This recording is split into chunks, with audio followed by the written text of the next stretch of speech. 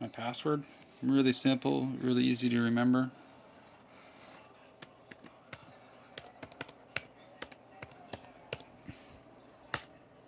Incorrect. Nope, that's not incorrect. That is the real password.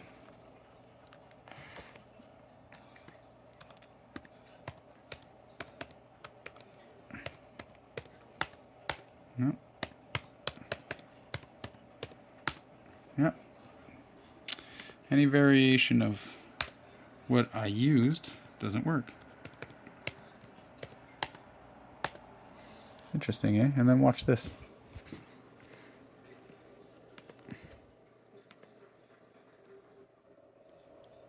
If you restart, any people that are using this PC lose their work. Well, there's nobody using this PC besides me. So already, I'm in a virtual. This isn't really me, and the Wi-Fi is disabled in the BIOS itself, yet it's enabled. So